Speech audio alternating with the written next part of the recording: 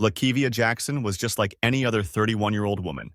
She loved spending time with her friends and family, especially her son, who she had with the famous rapper Young Thug. Even though she had a connection to a celebrity, LaKevia lived a regular life, enjoying simple things like hanging out with friends and celebrating special occasions. But one evening, everything changed in the worst way possible. It all started on March 17, 2022, at a popular bowling alley in Atlanta called the Metro Fun Center. LaKevia and her friends were there to celebrate a friend's birthday. They chose to keep the celebration low-key, so they picked the bowling alley where they could bowl, chat, and have fun. Everyone was having a great time, and LaKevia was enjoying the night. She had no idea that what started as a simple game of bowling would turn into a nightmare.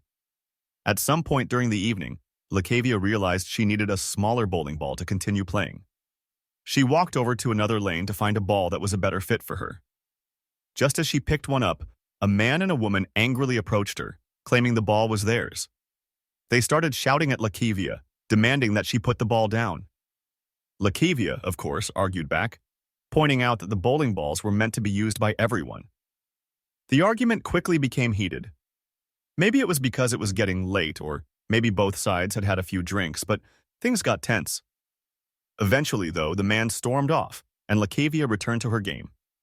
She brushed off the argument, finished bowling, and continued to enjoy the night. When it was time to leave, she said goodbye to her friends and headed out, believing the whole bowling ball incident was over. But she was tragically wrong. As LaKevia walked out into the parking lot, the situation took a terrifying turn. The person she had argued with earlier wasn't finished. He followed her outside, clearly still angry about the bowling ball. But instead of talking things out or just letting it go, he did something horrible. He pulled out a gun, aimed it at LaKevia, and fired multiple shots. Everything happened in the blink of an eye. LaKevia was hit several times and collapsed to the ground, bleeding heavily. In her last moments, LaKevia reached for her phone and tried to call for help. She managed to call her mother, who answered the phone cheerfully, expecting to hear about her daughter's fun night out. But instead, she heard something that no mother should ever hear. LaKevia's voice was weak and hard to understand, and before her mother could figure out what was happening, all she heard were the heartbreaking words, "She's not breathing." Emergency services rushed to the scene, but it was too late. LaKevia Jackson had already passed away. What should have been a fun night out with friends had turned into a tragedy that shocked everyone who knew her. The police quickly launched an investigation. They reviewed security footage from the bowling alley, interviewed witnesses, and worked tirelessly to identify the person responsible for LaKevia's death. The senselessness of the crime was overwhelming. How could something as simple as a bowling ball argument lead to someone's death? It didn't make sense. As the investigation continued, the police uncovered more details. It turned out that LaKevia's death might have had a deeper connection to the world of gangs in Atlanta. LaKevia herself wasn't involved in gang activity, but her child's father, the rapper Young Thug, was known to have connections to that world. This led the police to wonder if LaKevia had been targeted as a way to get to Young Thug. Eventually, the police made 2 arrests. The first suspect was a man named Joshua Fleetwood, who had a long history of criminal behavior. In fact, he had been arrested 16 times before. The second suspect was a woman named Imani Spears, who also had a criminal record. The police believed that both Joshua and Imani had been involved in the argument with LaKevia, and that they were the ones responsible for her death.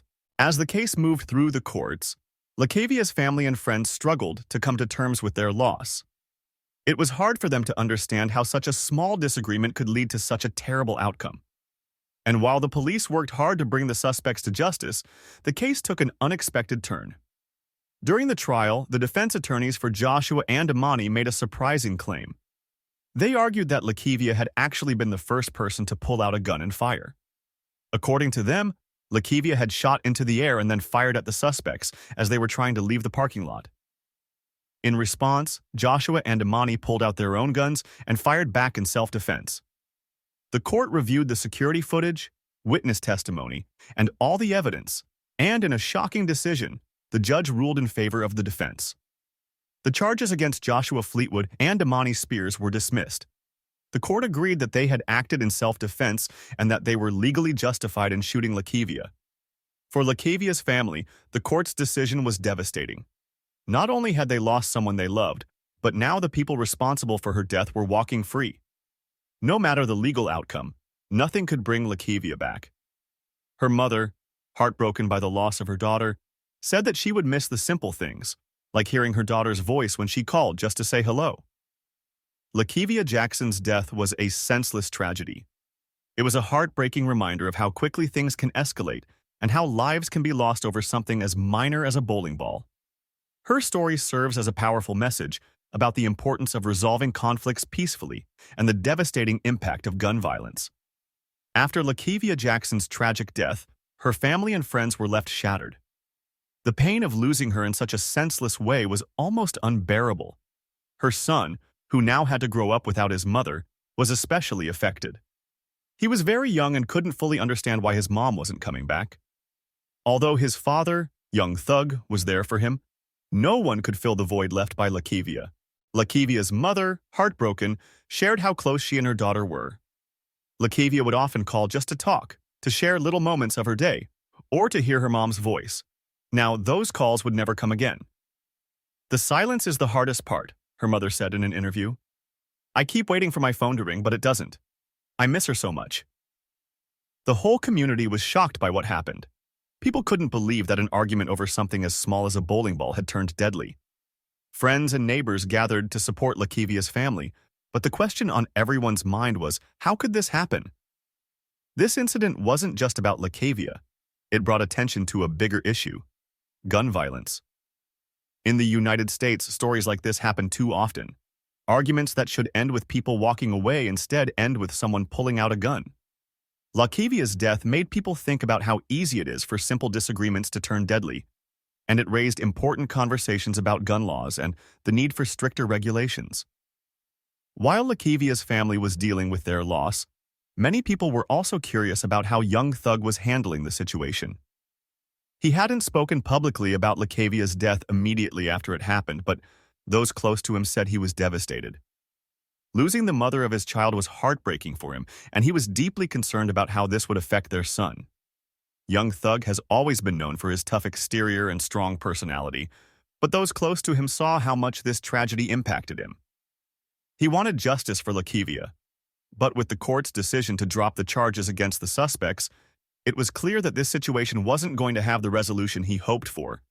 Instead, he had to focus on supporting his son and making sure that he could grow up in a loving and safe environment. The rapper also used this tragedy as an opportunity to reflect on the violence that exists in the world, especially in the music and gang cultures he was once part of. He knew that the lifestyle he had been involved in could be dangerous, and LaKevia's death was a harsh reminder of how real those dangers were. Young Thug didn't want his son to be raised in a world where violence was the answer to every problem, so he made it his mission to provide a better future for him. LaKevia's death left a deep mark on her community. People in Atlanta were outraged that such a senseless act of violence had taken place. Many people came together to hold vigils in her honor, lighting candles and sharing memories of LaKevia. They wanted to show that her life mattered and that she wouldn't be forgotten. The vigil wasn't just a moment of mourning, it was a call to action. Community leaders spoke about the need for change, urging people to find better ways to resolve conflicts and to come together to stop the violence that was taking so many lives. They didn't want LaKevia's death to be just another tragic headline. They wanted it to be a turning point, a moment where people said, "Enough is enough." Activists in the community used LaKevia's story to push for stronger gun control laws in Georgia. They argued that if it had been harder for people like the suspects to get guns, maybe LaKevia would still be alive. But changing gun laws is never easy, and there was a lot of resistance from people who believed that guns weren't the problem. The debate continued, but one thing was clear. LaKevia's death had sparked a conversation that couldn't be ignored. The decision by the court to drop the charges against Joshua Fleetwood and Imani Spears shocked many people. How could someone kill another person and then walk free? It didn't seem fair to LaKevia's family or the community. But the law is complicated, and the judge's decision was based on evidence that showed LaKevia had fired a gun first. According to the court, Joshua and Imani acted in self-defense. They weren't planning to kill LaKevia when they came to the bowling alley that night. But when she pulled out a gun and shot at them, They reacted by shooting back. The law says that if someone attacks you, you have the right to defend yourself, even if that means using a weapon. The court ruled that this is what happened, and so the charges were dismissed. For LaKevia's family, though, this decision felt like a betrayal. They didn't understand how the people who took their loved one's life could be allowed to walk free.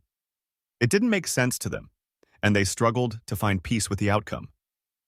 Even though the court had made its decision, the pain of losing LaKevia would never go away.